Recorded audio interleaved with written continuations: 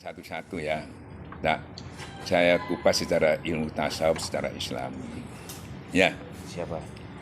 kenapa gagal orang-orang itu? Pancasila ini kan baik, bahkan itu memang dari beberapa ulama yang mewujudkan itu, merumuskan itu. Tapi kenapa hasilnya selama ini kok hampir-hampir dampaknya nggak ada, bahkan dimanfaatkan orang untuk kepentingan atas nama Pancasila.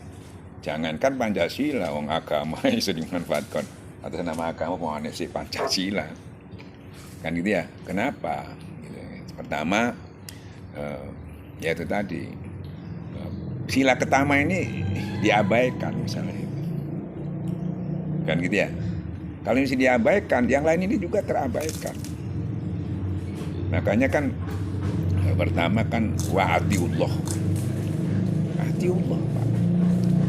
Itu Rasul hadisnya itu pertama kita kepada Allah dulu. Ya, bersandar kepada Allah dulu. Bergantung kepada Allah dulu. Mengharapkan pertolongan Allah. Ini yang hilang kadang-kadang. Tapi utama. Kedua, baru hablum, itu hablum minallah, baru hablum minannas. Apa yang kedua tadi? Yang kedua, Kemanusiaan yang adil dan beradab. hablum minannas kan? Hablum minannas itu. Bagaimana kamu mau hablum minallah, hablum minannas, hablum minannasnya enggak sempurna, hablum minallahnya enggak. Kalau hablum minallahnya kamu bersandar, pasti kamu lewat agama menyelesaikannya. Maksudnya lewat keimanan. Ya, tidak lewat nafsu. Karena Allah enggak dilibatkan. Memperbaikannya kita dengan nafsu, dengan kepentingan, bukan karena Allah. Ya, jadi hablum minannasnya itu nggak bisa pas karena Allah nggak bilang. Dua ini kamu akan dihinakan kata Allah dalam Quran. Kalau kamu hanya karena kamu dimanapun akan dihinakan sama Allah. Kecuali yang berhubungan dengan Allah, memanfaatkan Allah, yaitu hablum minallah, bergantung kepada Allah dan berhubungan dengan manusia, hablum minannas. Dua ini tidak boleh dipisahkan. Ini yang paling terpisah ini, maka dihinakan. Walaupun kamu kelihatannya sebaik-baiknya secara syariat kamu ngatur, tapi karena Allah tidak dilibatkan, itu kamu tidak turun berkah dari Tuhan. Kamu merasa kamu yang bisa, kamu yang hebat, kamu yang pintar, kamu yang kuasa. Ya tuh ada kesombongan di situ, ya tuh ada kepentingan di situ, ya nggak iso Pak. Jadi itu hablum minannas itu tadi. Terus ketiga, Persatuan. watasimu Pak, jangan bercerai-berai. Mana bisa kalau Allah nggak dilibatkan untuk menyatukan. Mana bisa kalau sampean tidak dekat kepada Allah, pasti nafsu antara nafsu masa bisa didamaikan. Kan gitu ya. Gimana mau nyatikan hatinya masing-masing tidak gandol nang Allah. Ya tuh, kubut dunia semua. Ya. Ke Allahnya enggak. Nah, rahmat Allah itu mau turun dari mana? Allah enggak dilibatkan. Masing-masing nafsu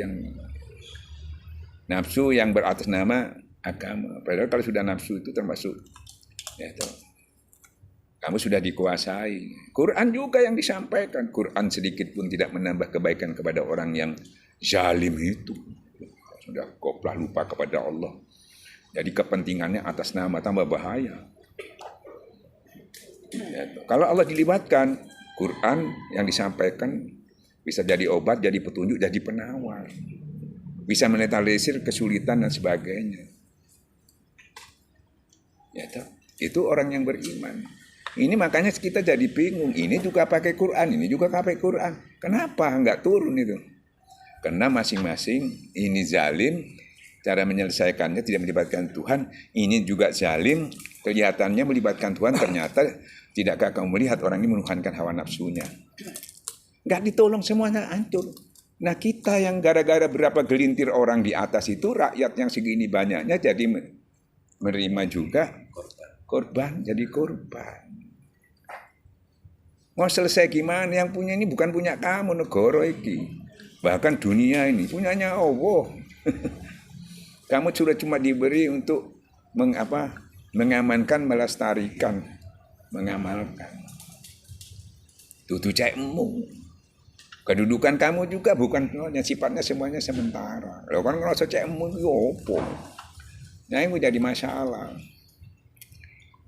Yang nempati ini ibarat buruk, baik di dalamnya semuanya memiliki. Seperti kita punya anak ya, mau yang nakal, mau yang pinter, yang kan dia punya hak semuanya. Sing nakal punya hak dalam rumahmu, sing apik punya hak, bahkan tidak boleh dibeda-bedakan. Ya, sekupnya kecil aja begitu, apalagi sekupnya mau dia itu bajingan kayak maling, kamu tidak senang itu. Semuanya punya hak merasa karena dia sama-sama mau Kristen kayak mau Islam kayak dia punya hak. Itu. Nah urusan keyakinan monggo, tapi urusan sosial itu bisa kita kerjasama dengan baik, kan gitu ya. Jadi kesalahannya tidak melibatkan Tuhan sepenuhnya. Sekiranya hamba-hambaku itu beriman dan bertakwa, Allah akan menurunkan keberkahan dari langit. Cuma diminta kamu beriman dan bertakwa. Ya kata-katakan yang di bawah belum bertakwa lah. Ya ngomong sing diajak. Tapi yang tokohnya harus beriman bertakwa. Tidak boleh kamu bertakwa. Kan gitu ya. Terus keempat ya. Apa empat? Kerahitan kebijaksanaan dalam permusyawaratan perwakilan. Nah itu namanya setiap masalah harus ada tabayun, harus ada musyawarah. Bukan saling menghujat, bukan saling menyalahkan, ada tabayun. Nah tabayun itu perintah Allah, itu juga enggak diikuti. Ojo tidak berarti tidak melibatkan Tuhan.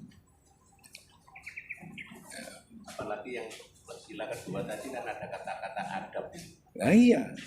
Kemanusiaan yang berat. Nah itu kan alhamdulillah nas itu. Coba, gak musyawarah, ilo-iloan, paten-patenan, bom-boman, seluruh dunia ini bukan Indonesia toh. Kan sama-sama zalimnya akhirnya. Allah tidak menolong orang yang zalim.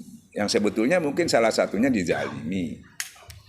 Ya, tapi amar ma'ruf nahi munkar itu dianjurkan, tapi jangan menyelesaikan dengan kemungkaran gitu loh. Enggak ditolong, akhirnya dampaknya kan jadi semuanya kena. Jadi azab semua. Padahal atas nama Allah dan Rasulnya, tapi kok enggak ada hasilnya di situ sebetulnya, enggak dikaji, cuma atas nama tok. Bahkan menjual agama dengan harga yang murah, mengatasnamakan Tuhan tapi untuk kepentingan dia. Istilahnya seakan-akan membesarkan umat, tapi dia lebih serius membesarkan dirinya gitu loh. Ya. Kalau dia ingin membesarkan dirinya. Bahwa umat kita gaya hancur, enggak. Pokoknya aku gede. Ini yang bahaya. Kan itu ya, enggak dipikir mudarat manfaatnya. Zaman dulu Nabi enggak. Tapi perang mikir isi dihitung. Dah layak apa enggak. Ojo dhisik. Aku iki mek perang saya durung kuat mati konyol. Benarnya dhisik apane. Jadi enggak serta-merta gitu, butuh waktu, butuh penataan dulu, strategi dan sebagainya, baru kita pasrah kepada Allah. Dengan demikian Allah dilibatkan, bukan harus banyak, akhirnya sedikit bisa mengalahkan banyak, karena persyaratan ditolong Allah itu ada. Biarkan malaikat rahmatnya pun lari. Enggak musyawarah, enggak apa.